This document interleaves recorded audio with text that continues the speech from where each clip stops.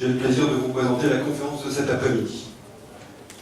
Ceux que nous aimons sont le sel de notre vie. Certains de ces êtres chers disparaissent avant même que nous ayons pu cheminer avec eux ou après un chemin trop court. Christophe Forêt, notre conférencier, sait trouver les mots qui nous échappent trop souvent pour dire la peine et le désarroi, qui nous submergent dans de telles circonstances. Il sait aussi ouvrir des fenêtres d'apaisement et d'espoir et aider à retrouver le fil de la vie. Bonjour à tous et bonjour à toutes. Bonjour aux grands et aux tout petits qui sont là aussi. Il y a des tout petits qui sont là, ils ne vont rien comprendre, mais ça ne fait rien.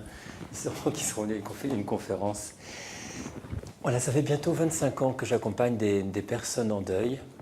Ce n'était pas du tout prévu dans mon parcours, mais juste en deux mots pour ceux qui ne connaissent pas trop qui je suis. Je suis psychiatre et j'ai commencé ma formation dans les soins palliatifs, dans l'accompagnement des personnes en fin de vie. Et donc forcément des personnes en deuil et les proches qui accompagnaient et donc qui se retrouvaient en deuil après la perte de la personne qu'ils aimaient. Et au bout du compte, j'ai cheminé dans ce chemin-là, le chemin du deuil. Au début des deuils qui étaient sans incidence traumatique, mais de plus en plus, et maintenant c'est quasiment une grande partie de mon activité, c'est tout ce qui est les deuils traumatiques, les deuils violents, les pertes d'enfants par un suicide, les pertes d'un adolescent souvent par suicide, les pertes d'un conjoint par suicide, homicide, violence de la vie au sens large. Et je faisais des comptes avec Myriam, ça fait presque maintenant 20 ans qu'on se connaît. On se connaît autour donc de la mort subite du nourrisson.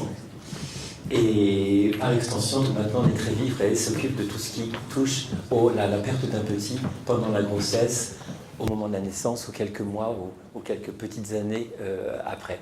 Donc c'est à partir de cela que je voudrais partager avec vous aujourd'hui.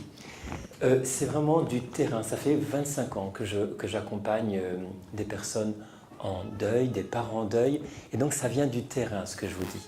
Il y a peut-être des choses qui ne vont pas forcément correspondre à exactement votre histoire, votre ressenti, mais il y a derrière des grandes constantes qui m'ont été transmises par des personnes, des papas, des mamans, des frères, des sœurs, qui ont perdu un petit. Et donc, c'est ces mêmes questions en fait qui reviennent encore et encore en consultation ou dans d'autres associations où j'interviens, comme Après vous à l'absence, qui est des groupes de parole de parents en deuil, ou Phare Enfants Parents qui s'occupent du deuil des parents après un suicide, ou d'autres associations. Donc ça vient du terrain. Ce que je vais vous raconter, ce n'est pas des concepts psy comme ça qui viennent de nulle part, ça vient du terrain, ça vient de la bouche même des parents, et ça peut être utile de les synthétiser pour vous rendre compte que les questions que vous pouvez vous poser après la perte de votre petit et le désir de continuer à avancer, eh bien ces questions sont assez universelles, et ça peut être rassurant de se rendre compte que ce qu'on croit être la singularité de son expérience, en fait, ça renvoie à d'autres choses qui sont communs à tous les parents. Et c'est d'ailleurs la force d'une association comme Naître et Vivre ou les autres associations que vous voyez sur le parvis, de pouvoir fédérer des gens, fédérer des expériences pour qu'on puisse partager, se rendre compte que la souffrance qu'on a, elle peut être partagée parce qu'elle est connue et reconnue par d'autres parents. Et ça, c'est vraiment capital. Aucun psy n'aura la pertinence de vous apaiser plus que parfois un simple échange avec un papa et une maman qui dit « oui, ce que tu vis, c'est normal ». Parce que moi, je le vis, et cette personne, elle le vit, et cette personne, elle le vit, et cette personne, elle le vit. Et ça, c'est la force de l'expérience, plus que simplement un discours psy qui n'est pas forcément fondé sur quelque chose de l'ordre d'une expérience. Donc un jour, on se marie, ou on ne se marie pas, c'est possible aussi, on tombe enceinte. Et là, tout semble s'ouvrir, et pourtant, quelques mois après, peut-être quelques mois avant la fin de la grossesse, il y a un événement qui survient. Le petit, on n'entend plus son cœur à l'échographie, et il y a un décès in utero. Ou alors, ça peut être au moment de la naissance qui ne se passe pas bien. Ou alors, quelques heures ou quelques semaines ou quelques mois, 1 ou 2 ans après, et l'enfant, pour 1000 raisons, décède. Alors une question se pose, comme on est dans une tranche d'âge où possiblement il y a la possibilité de réaccueillir un autre enfant dans sa vie, les questions se passent, mais comment? Pourquoi? Quand? Est-ce qu'il y a un bon timing? Et c'est ça qu'on va développer aujourd'hui. Mais avant d'aller un petit peu plus loin, je voudrais, encore faut-il que la question puisse se poser. Parce que parfois, la question ne peut pas se poser parce qu'on ne peut pas avoir d'autres enfants. Il y a plein de raisons pour cela. Ça peut être je suis trop âgé pour avoir un enfant. C'est moins souvent pour la mort du tout petit, parce que la maman est en âge de procréer, et souvent elle a la possibilité de le faire, mais je pense à des parents qui, ça sort un petit peu du sujet, mais qui, je pense à Myriam et Pierre, qui ont perdu un petit Hugo de 12 ans, et elle était trop âgée pour avoir d'autres enfants. Ils n'ont plus d'autres enfants, donc c'est quel est le projet de couple quand on ne peut plus avoir d'enfants? Et là, ça ne couvre pas le sujet de cette conférence-là. Et si vous êtes concerné, là, je pense que ça peut être un peu douloureux d'entendre tout ce que je vais vous dire aujourd'hui. Hein, parce qu'il y a tout un travail à côté qui consiste à explorer sur c'est quoi le sens maintenant d'une vie quand on ne peut plus avoir d'enfants et qu'on n'a pas d'autres enfants. C'est différent si on perd un petit et qu'on a d'autres enfants, même si on ne peut pas en faire d'autres après, que de se dire que j'ai perdu mon petit, je n'en aurai plus jamais et c'est clos pour moi. Donc il y a vraiment un enjeu, c'est une autre conférence, c'est un autre sujet, mais gardez-le en tête parce qu'il y a vraiment quelque chose qui est une attention à avoir quand on est un papa ou une maman qui sait qu'il ne pourra plus être papa et maman, du moins il l'est à tout jamais, mais il n'est plus d'un petit enfant qui est vivant dans le monde. Donc, il y a une donnée essentielle à prendre en compte quand on perd son petit et qu'on envisage de réaccueillir un autre enfant dans sa vie. Il y a une donnée incontournable qui fait que cette grossesse, ce projet, est un projet différent, qui d'emblée part sur des bases qui peuvent être assez éprouvantes au niveau émotionnel. Parce qu'on est déjà, le parent, le papa, la maman, se trouve dans un processus de deuil. Et ce processus de deuil, qu'on le veuille ou non, qu'il y ait ou non un petit, il va être là, il va revendiquer sa place, et ce n'est pas toujours évident de pouvoir cheminer dans les deux processus en même temps, accueillir un enfant et, j'aime pas l'expression, mais faire le deuil, entre guillemets, de l'autre enfant, même si faire le deuil, ça ne veut absolument rien dire. Donc il y a vraiment juste avant de parler d'accueillir un enfant, prendre bien conscience qu'est-ce que c'est ce processus de deuil. Le processus de deuil, ce n'est pas l'ennemi. L'ennemi, c'est la perte de son enfant. Le processus de deuil, c'est le processus de cicatrisation intérieure qui va justement permettre d'apaiser cette souffrance-là, de la contenir et d'en faire quelque chose. Imaginez que vous avez une blessure profonde au bras. Aussitôt, il y a une intelligence propre à notre corps qui va être de cicatriser cette plaie. Ce n'est pas conscient, on ne décide pas tous les matins de se dire « je vais cicatriser, je vais créer des cellules de peau, des cellules de muscles ». Cela se fait et on s'abandonne avec confiance à ce processus-là en sachant qu'il va restaurer l'intégrité physique. On est d'accord? Pour le deuil, après la perte d'un petit, par exemple, il y a cette même blessure qui est là et il y a cette même intelligence de notre esprit qui consiste à prendre en charge le processus de cicatrisation psychique. Pour la plaie va être là à tout jamais, on ne va jamais l'oublier. On sait qu'il y a eu un trauma et quand on regarde, on voit une blessure qui a une influence plus ou moins forte dans notre vie. C'est de même pour le processus de deuil. Il va essayer du mieux possible. Je n'ai pas numéroté mes pages. Je connais un peu mon propos quand même. Et donc il va avoir pour propos de restaurer l'intégrité psychique. Ce n'est pas oublier, ce n'est pas tourner la page, ce n'est pas passer à autre chose.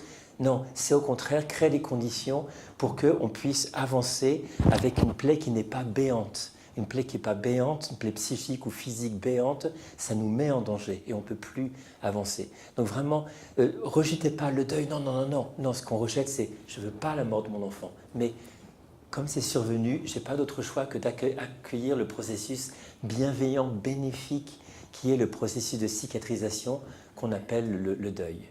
Hein, ça c'est vraiment important pour ne pas caler le deuil dans quelque chose de négatif, ça nous est bénéfique.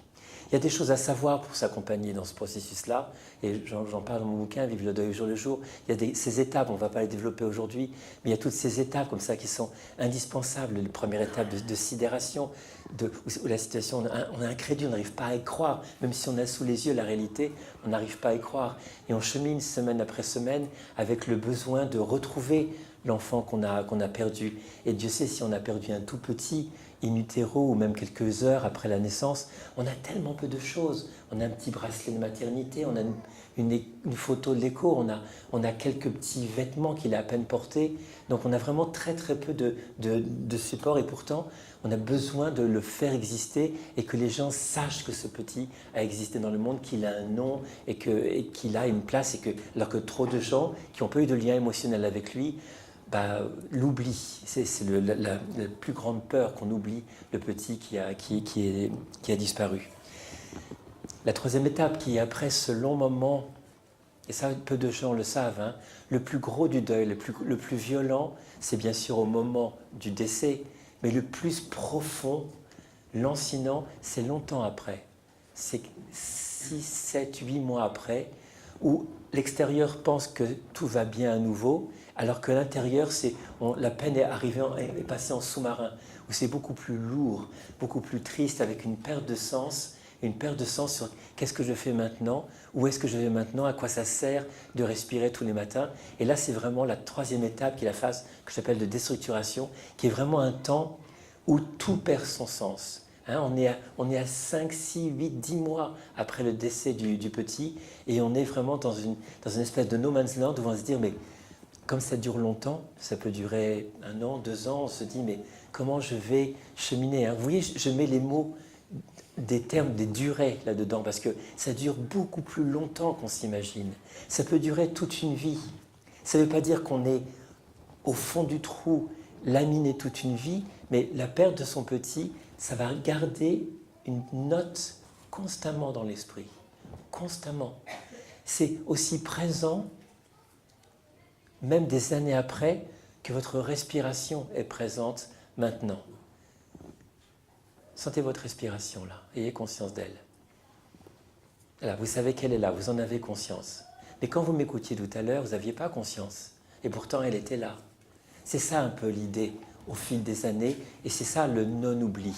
Ce n'est pas tout le temps présent à mon esprit, mais il suffit qu'en un instant, je me rappelle le nom de Hugo, Clara, et hop, aussitôt, j'ai la conscience que c'est là et que ça a toujours été là. C'est pour ça qu'il n'y a pas oubli dans le processus de deuil, même si après 5 ans, 10 ans, 20 ans, on n'est plus à chaque seconde en train d'y penser consciemment. Ah ben voilà, bonjour. Ah, vous étiez là. Une grande obscurité. Ok. Et sur le deuxième aspect de connaissance du processus de deuil, et la quatrième étape, bien sûr, qui est l'étape de restructuration, de reconstruction. Il y a 4 tâches à accomplir. Là, c'est brièvement sur ce qu'est le deuil, hein, pour vous clarifier. Il y a les 4 étapes, il y a 4 tâches qui ne sont pas forcément chronologiques. Mais la première, c'est reconnaître la réalité de ce qui s'est passé. Pas reconnaître, pas accepter le décès, parce que c'est parfois à tout jamais inacceptable, mais accepter, se dire, ceci s'est passé. Je ne lutte plus contre l'idée, contre la réalité que mon petit est décédé. Parce que vous savez bien que pendant des semaines, des mois, parfois des années, on lutte contre cette idée, on se met en résistance par rapport au réel et on veut dire non, non, j'accepte pas son décès, certes, mais ce qui est important, c'est que j'accepte que ceci se soit passé, hein, que j'accepte au moins cette réalité. Première étape, première tâche. La deuxième, c'est ce que beaucoup de mamans font. Il y a beaucoup de mamans là. Où sont les papas? Ah, quand même, d'accord. Ouf. Parce que ah oui, mesdames, s'il vous plaît, ne pensez pas que parce que votre compagnon ne dit pas ses émotions tous les 4 matins, qu'il ne chemine pas dans son deuil. Laissez-le tranquille. Oui, mais s'il n'exprime pas ses émotions, après ça va ressortir des années plus tard. Non. Hein, vous pouvez me remercier après. Non, c'est une autre façon d'être. c'est un autre mode d'être. Et ce n'est pas parce qu'un père va rester silencieux, va ne pas partager encore et encore ce qu'il ressent, que le processus ne va pas se faire. Soyez assurés, sinon on aurait 50% des papas qui perdent un petit, qui seraient laminés à tout jamais. Or, ce n'est pas le cas. Ce n'est pas le cas. Donc vraiment, n'essayez pas trop de psychologiser votre compagnon en l'amenant dans une solution que vous pensez être la bonne, la seule juste, à savoir dire les émotions, les exprimer et tout. C'est une deuxième tâche importante, mais l'homme fait ça à sa manière, à sa sauce. Laissez-le tranquille. Le troisième axe important, c'est, là c'est vraiment, le 2 et le 3 vont ensemble, hein, c'est développer un lien approprié avec le petit que j'ai perdu. C'est un lien approprié, c'est un lien intérieur de proximité. Et c'est ça en quoi nous aide le processus de deuil. Il aide à construire progressivement quelque chose qui va construire un lien intérieur. Et en même temps, la quatrième, qui est de réinvestir le monde, réinvestir les gens, réinvestir la vie. Mais on ne peut pas réinvestir la vie si on n'a pas d'abord ou en même temps construit un lien profond avec son petit qu'on a perdu. Hein, c'est vraiment important.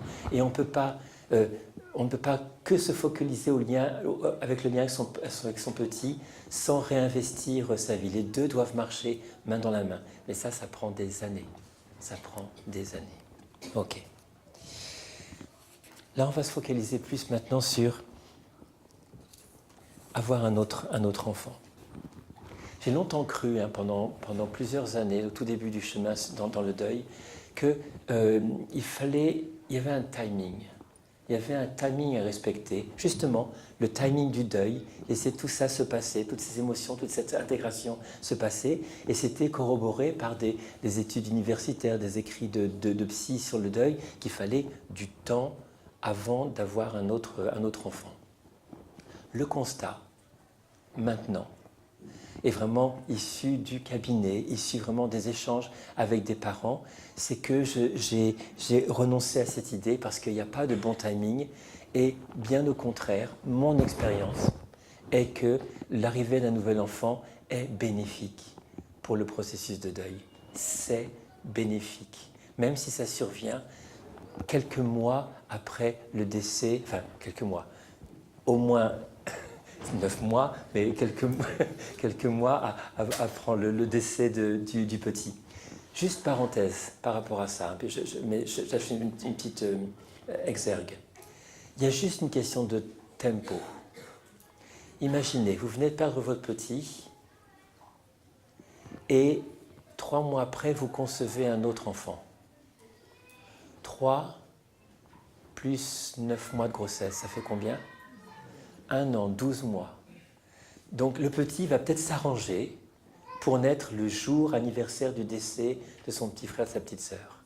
D'accord ? Donc si le petit n'est pas encore conçu, s'il est conçu, bon, on fera avec, voilà, et on lui demandera s'il te plaît, de naître peut-être une semaine avant ou une semaine après, mais il peut naître le même jour. Hein. J'ai dans un groupe de partage de parents en deuil avec l'association Apprivoiser l'absence, l'enfant, un petit enfant qui a été conçu pendant le groupe, enfin, pendant l'accompagnement du groupe, tout le monde a l'esprit mal tourné, est né le même jour que le petit disparu, pour lequel les parents étaient venus dans le groupe. Si l'enfant n'est pas conçu, je conseille toujours, attendez un petit peu. Non pas par rapport au processus de deuil, mais pour ne pas télescoper ces dates.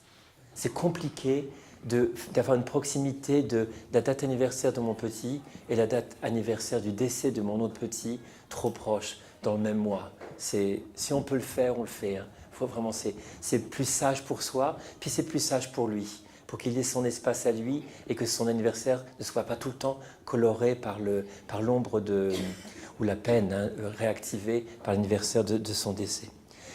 Qu'est-ce qui faisait qu'on craignait d'avoir un enfant trop vite? C'était la crainte de ce qu'on appelle l'enfant de remplacement. Vous avez entendu parler de cette expression-là. On pensait que c'était important, solide, costaud, mais de mon expérience, hein, ça n'est vraiment pas aussi important que ça. Ça l'est si seulement les parents ont des fragilités psychologiques préexistantes.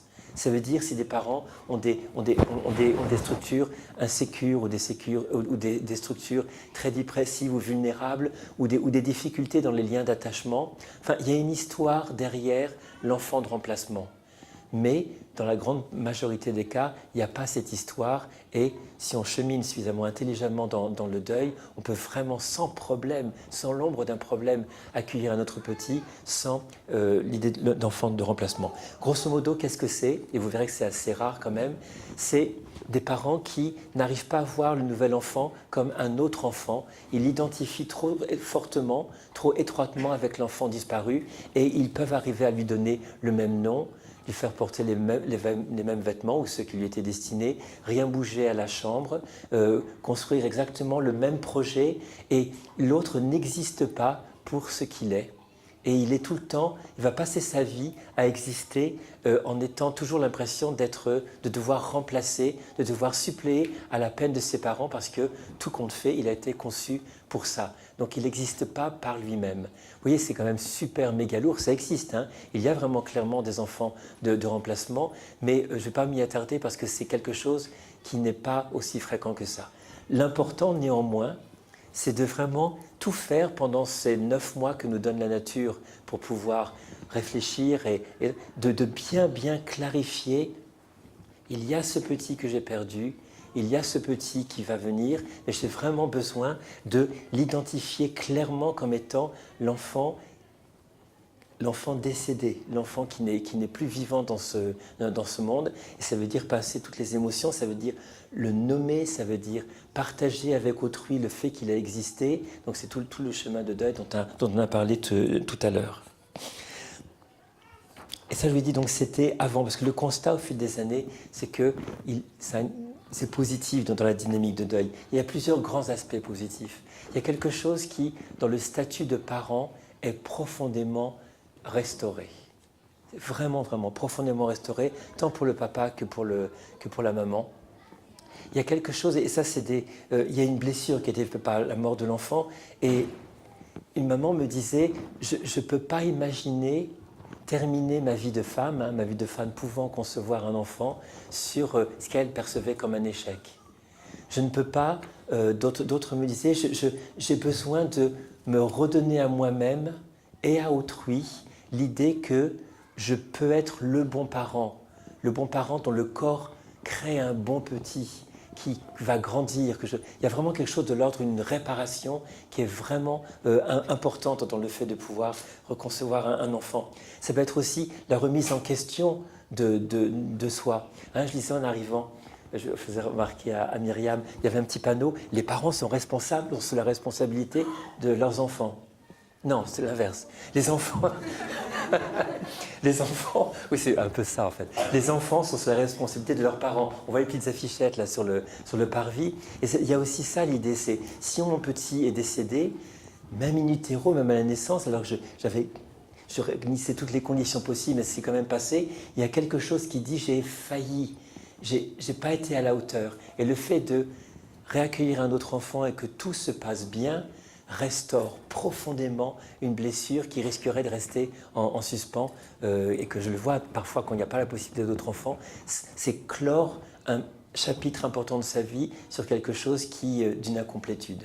Et donc là vraiment ça c'est important. Il y a aussi un pari fou de cette confiance renouvelée dans la vie qui reprend ses droits.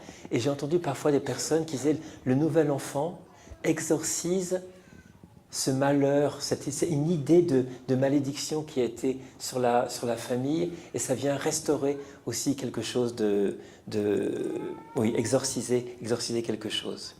Donc vous savez bien qu'après la perte d'un petit, on n'a pas de moteur, on se dit mais à quoi ça sert maintenant? J'ai perdu un aspect essentiel de mon existence, je ne peux pas continuer à avancer. Et le fait de se dire ok, on me dit de prendre soin de moi dans mon deuil, j'ai pas envie, j'ai pas l'énergie, j'ai pas le courage, mais je vais le faire pour lui, pour ce petit qui est là. Donc je vais pas le faire pour moi, je vais le faire pour quelqu'un d'autre. Et c'est en ça aussi que la dynamique de deuil peut être très bénéfique, parce qu'elle rend possible le fait de considérer qu'on a suffisamment de valeur pour qu'on prenne soin de soi, que soi-même, on prenne soin de soi, alors que parfois, on est tellement dans la culpabilité, tellement dans la honte de soi parfois, qu'on ne s'estime pas digne de pouvoir prendre soin de soi. Ok, je prends soin de soi parce que je suis le réceptacle d'un trésor qui est en train de grandir en moi. Et il n'a rien demandé, ce petit chouchou là qui va arriver, il n'a rien demandé à personne, il demande simplement qu'on l'aime à la hauteur de ce qu'il est. Et voilà, c'est ce qui inverse aussi la dynamique du deuil qui parfois induit un abandon de soi. C'est valable pour le papa et la maman, hein, c'est vraiment valable pour les deux. Et c'est ça, à mon sens, qui vient infléchir positivement le vécu du deuil. Néanmoins, il y a 1000 questions qui se posent avec l'arrivée de l'enfant. C'est par exemple, oui mais je suis toujours en deuil, je pleure toujours, je regarde les photos, je suis toujours dans une énorme peine, ça fait des semaines et des mois, est-ce que ça va affecter négativement mon petit qui est dans mon ventre? Qu'est-ce qu'il va capter? Qu'est-ce qu'il comprend de tout cela? Par chance, c'est maintenant le recul de plusieurs années, au moins une décennie. Je ne vais pas la boire. Que je vous parle, je ne vais pas boire et vous parler. Merci en tout cas. Comment je peux...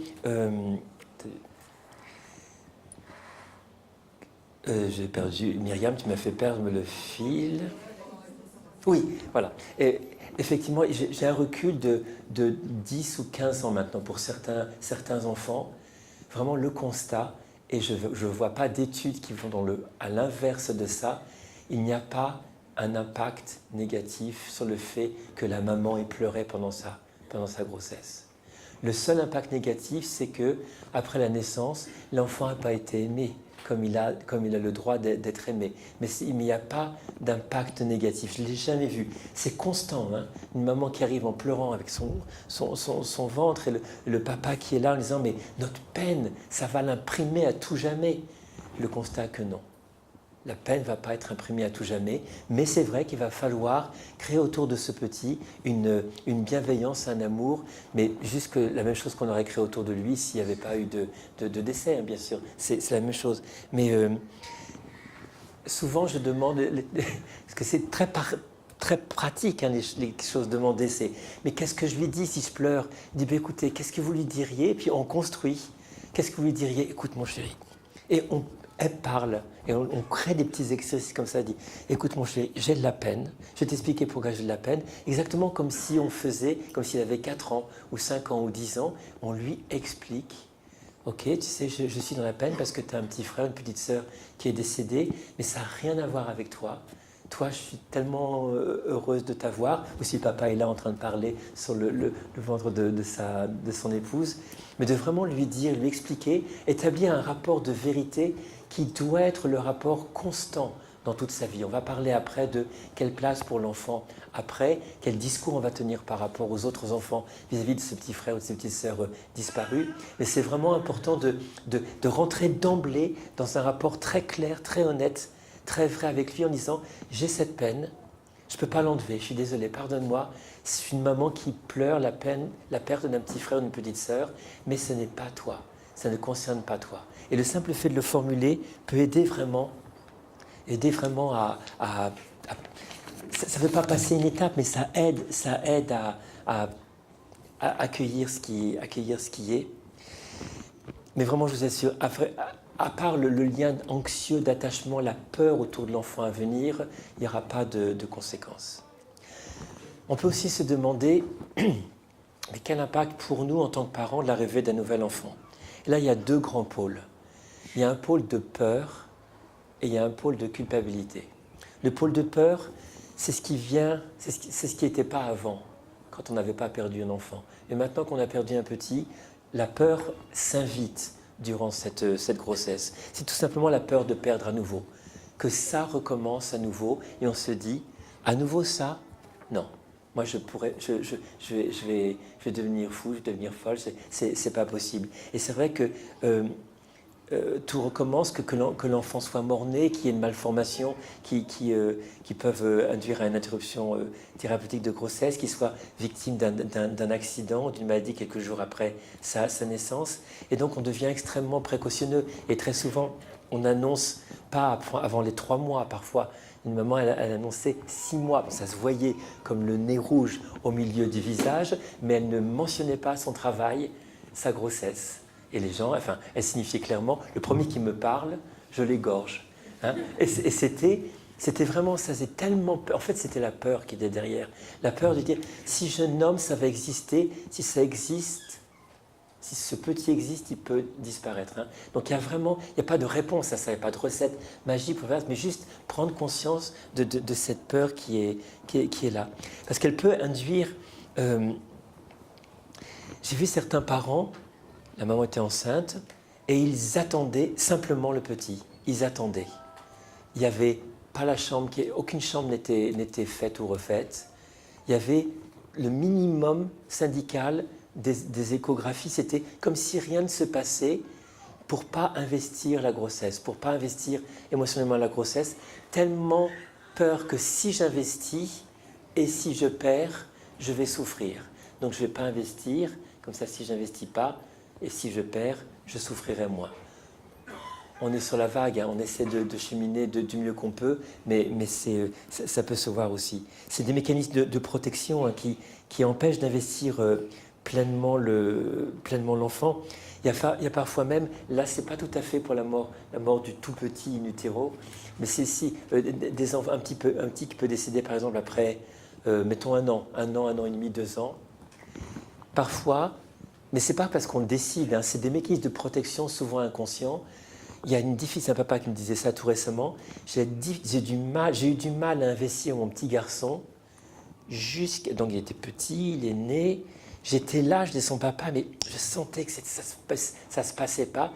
Et c'est une fois qu'il a passé, son petit a passé l'âge où le grand frère était décédé, qu'il a commencé à investir. Parce que ce petit-là menait une vie que l'autre n'avait pas vécue.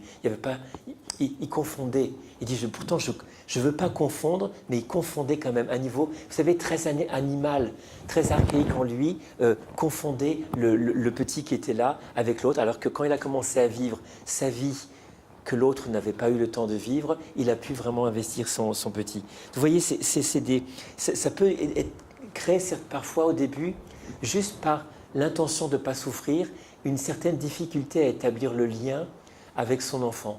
La plupart du temps, ça se passe bien, mais si vous constatez que ça frotte, que vous n'y arrivez pas, et que cette difficulté est sous l'emprise d'une peur de ne pas souffrir si je le perds, hein, comme protection, qui va trop loin dans son intention, ça vaut le coup de se faire aider et accompagner pour dépasser cette peur, parce que le petit a besoin que son papa et sa maman l'investissent. Il a besoin, il ne peut pas faire autrement, sinon il meurt. Hein. Il a vraiment besoin de cet amour qui est là, et il ne peut pas s'offrir le luxe de comprendre que son papa ou sa maman ne l'investissent pas parce qu'ils ont peur de se protéger s'il venait à mourir.